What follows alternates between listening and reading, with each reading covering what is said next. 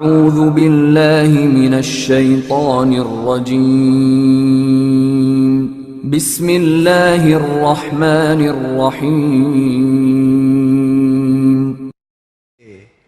بادشاہ یہ تخت و تاج کیا ہوتے ہیں، اس کی کوئی قیمت نہیں ہے۔ تو بادشاہ ہنس کے کہنے لگا اس فقیر کو باہر نکالو، اسے کیا پتا ہے کہ تخت و تاج کیا ہوتے ہیں، اس کی لذت کیا ہوتی ہے۔ جب خدام کھڑے ہوتے ہیں، استقبال کر رہے ہوتے ہیں، جب تخت پہ بیٹھے اور ساری رعایا نیچے بیٹھی ہوتی ہے، اس نے کہا نکالو فقیر کو، اس کو کیا پتا۔ بادشاہ ایک دن شکار کرنے گیا تو وہاں اس کا گھوڑا جو ہے وہ سرکش ہو گیا اور ایسی جگہ پہ لے گیا کہ جہاں نہ پانی تھا اور نہ کوئی اور چیز۔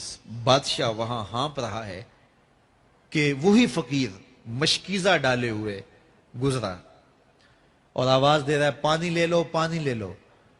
بادشاہ کی تو موت واقع ہونے والی تھی، آخری ہچکیاں تھی، تو اس نے آواز دی پانی۔ تو اس فقیر نے کہا کہ ہاں تمہارے پاس ہے کوئی قیمت پانی دینے کی؟ اس نے کہا میں بادشاہ ہوں اس ملک کا۔ اس نے کہا ہوتے ہوگے، مجھے غرض نہیں ہے، میں تو بیچتا ہوں پانی۔ اس نے کہا بابا میں بادشاہ ہوں، جو مانگو گے میں دوں گا، مجھے پانی دو، میں مر رہا ہوں۔ اس فقیر نے کہا آدھی حکومت لگے گی۔ اس نے کہا آدھی لے لینا، مجھے پانی تو دو، کیونکہ مر گیا تو ساری جائے گی۔ اس نے پانی کا گھونٹ دیا، پیاس کی شدت تھی، جب پانی کا کٹورا اس نے منہ سے لگایا تو پانی حلق میں اٹک گیا۔ اب پھر دوبارہ مصیبت بن گئی۔ تو اس فقیر نے کہا کہ میں حکیم بھی ہوں، اگر کہو تو تمہارا علاج کر دوں۔ اس نے کہا ضرور کرو، لیکن اس نے کہا میں یوں ہی نہیں کروں گا، آدھی باقی حکومت بھی لگے گی، وہ بھی لکھ دو۔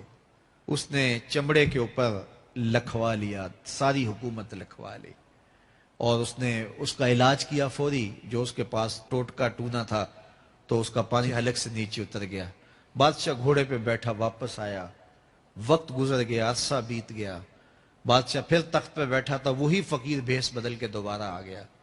پھر اس نے نصیحت کی کہ آخرت کو یاد کرو، یہ دنیا کچھ نہیں ہے، 4 دن کی کہانی ہے۔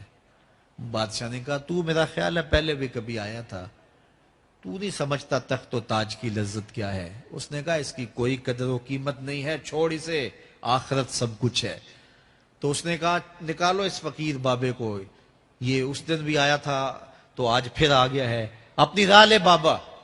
اس فقیر نے اپنے تھیلے سے وہ چمڑے کی دستاویز نکالی جس کے اوپر اس نے ساری حکومت لکھ کے دی تھی۔ اس نے کہا بادشاہ یہ ہے تیری حکومت کی قیمت، صرف 2 گھونٹ پانی، جس پر تو نازاں ہے، جس پر تجھے فخر ہے، تو قبل اس سے سورج مغرب سے طلوع ہو جائے، توبہ کا دروازہ بند ہو جائے، سانسیں اٹک کے حلق تک آ جائیں، اور ہماری زندگی کا دفتر سمیٹ دیا جائے، اور پھر پچھتائیں ہائے جو چند لمحے ضائع کیے، ہائے جو زندگی برباد کی وہ کیوں برباد کی۔ کل کے پچھتاوے سے بہتر آج کا پچھتاوا، زندگی پلٹ ہوگا، وقت پر کافی ہے ایک قطرہ بھی آب خوش ہنگام کا، جل گیا جب کھیت برسا می تو پھر کس کام کا۔ آئیے میں اور آپ اپنی زندگی کو مالک کی چوکھٹ پہ، مالک کی دہلیز پہ لے جائیں، اس کے حضور سچی توبہ کریں، رجوع لائیں، اپنے گناہوں سے معافی مانگیں، وہ کریم ایک آنسو سے سارے گناہ معاف کر دے گا۔ اپنی آخرت کی تیاری کریں، کاروبار دنیا بھی کریں، لیکن اصل ہماری زندگی آخرت کی زندگی ہے۔ صحابہ کو خندق کھودتے دیکھا تو پیار آیا تو یہی کہا اللہم ان العیشہ عیش الاخرہ، اے اللہ زندگی تو آخرت کی زندگی ہے، فاغفر للانصار والمہاجرہ، میرے انصار کو بھی بخش دے، میرے مہاجروں کو بھی بخش دے۔ تو اللہ تعالی ہم سب کی مغفرت فرمائے۔ انسان کو اللہ تعالیٰ نے اتنی نعمتیں عطا کی ہیں کہ اگر وہ ان کا احساس کر لے تو کبھی بھی ناشکری اس کے انداز سے، رویے سے اور اس کی طرز زندگی سے ظاہر نہ ہو، بلکہ اس کا سانس سانس جو ہے وہ اللہ کا شکر کرے، اللہ کی تقدیس کے گیت گائے۔ لیکن یہ انسان ناشکرہ ہے۔ وَإِنَّهُ عَلَى ذَلِكَ لَشَهِيدٌ، اس پر اسے کوئی خارج سے گواہی کی ضرورت نہیں ہے، وہ خود اس پہ گواہ ہے، اسے خود پتا ہے کہ میں کتنا ناشکر۔ ذرا اندر اتر کے دیکھے تو اس نے کیا اس کی نعمتوں کا شکر ادا کیا ہے؟ اس کی کتنی بڑی نعمتیں ہیں حضرت انسان کو۔ انسان غور کرے، تدبر کرے، میں کئی دفعہ یہ بات بتا چکا ہوں، میرا ایک ملنے والا ہے، پیر بھائی ہے، تو اس کو مسئلہ کیا ہے کہ یہ جو منہ میں لعاب آتا ہے اس کی مقدار کم ہے. تو بنیادی طور پہ وہ لیکچرار ہے، تو اس نے روز جو ہے وہ طلباء کو لیکچر دینا ہوتا ہے، تو 15 منٹ نہیں بول پاتا کہ منہ خشک ہو جاتا ہے. اب ہم نے کبھی اس کو نعمت سمجھا؟ یہ جو منہ میں لعاب آتا ہے، ہم کہتے ہیں کہ یہ ایک مصیبت ہے، تھوکتے رہتے ہیں، لیکن اگر اس کی مقدار کم ہو تو زندگی اوکھی ہو جائے. یہ نظام انہضام پہ بھی اثر انداز ہوتا ہے، اور پھر اس کی بینائی بھی کمزور ہو گئی، ایک آنکھ کی بینائی تو بالکل ختم ہو گئی. مرض کیا ہے، مسئلہ کیا ہے، کون سی نعمت کم مل رہی ہے؟ پانی نہیں مل رہا، مل رہا ہے. آکسیجن نہیں مل رہی، مل رہی ہے. گردش خون جاری ہے. کمی کیا ہوئی؟ کبھی سوچا بھی نہیں ہم نے. لعاب کی مقدار ضرورت سے کم ہے تو زندگی مشکل ہو گئی. انسان یہ لعاب جس کی اہمیت تیری نظر میں کوئی نہیں، یہ کم ہو تو پھر زندگی عذاب بن جائے. تو اللہ نے جو تجھے نعمتیں دی ہیں اگر وہ نہ ہوں تو پھر بتا زندگی کیسے گزرے. تو انسان کو اتنی نعمتیں دی ہیں اللہ نے، اتنا کچھ عطا کیا ہے. اوناسس نامی دنیا کا امیر ترین شخص تھا، اس کی آنکھوں کے پپوٹے کام کرنا چھوڑ گئے. یہ آٹومیٹک سسٹم رب نے لگایا ہوا ہے، ادھر سے تنکا اڑا، ادھر آنکھ بند ہو گئی. اب ڈاکٹر سلوشن ٹیپ لگا کے اس کی آنکھ کھولتا تھا اور جب سوتا تھا تو ٹیپ لگا کے بند کر دیتا تھا. کسی نے اس سے پوچھا کہ زندگی کی سب سے بڑی آرزو؟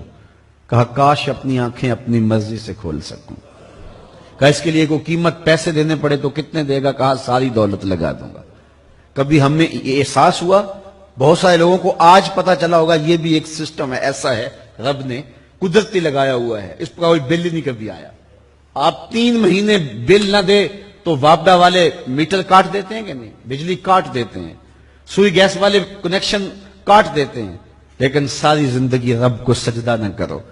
اس نے کبھی سورج کو نہیں کہا کہ اس نافرمان کے گھر تیری روشنی نہیں جانی چاہیے.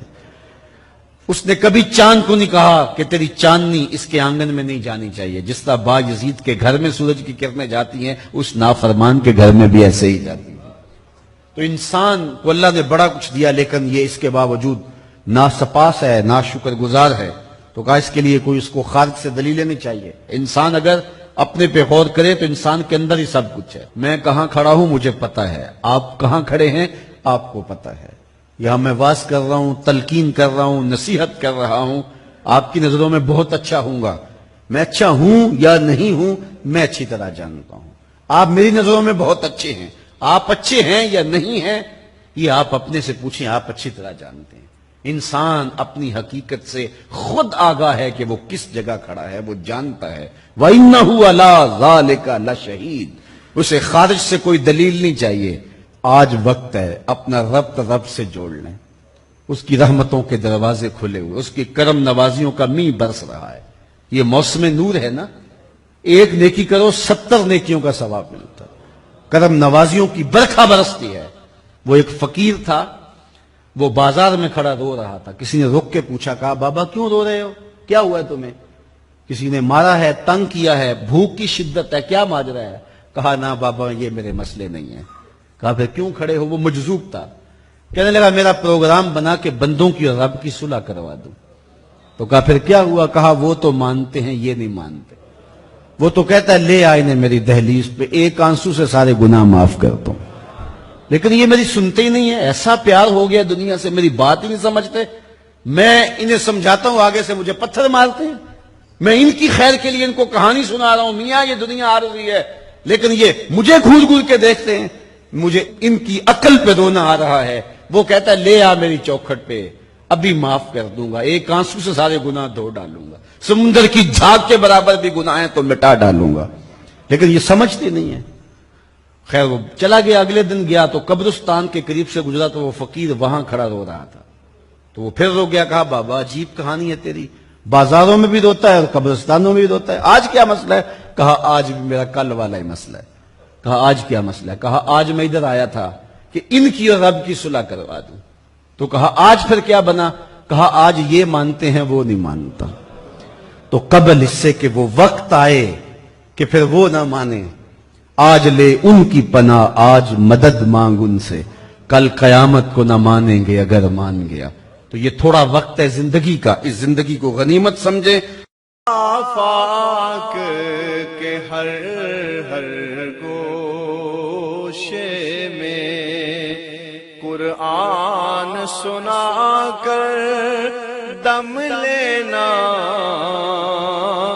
اب رکنا نہیں، اب تھمنا نہیں، فردوس میں جا کر دم لینا.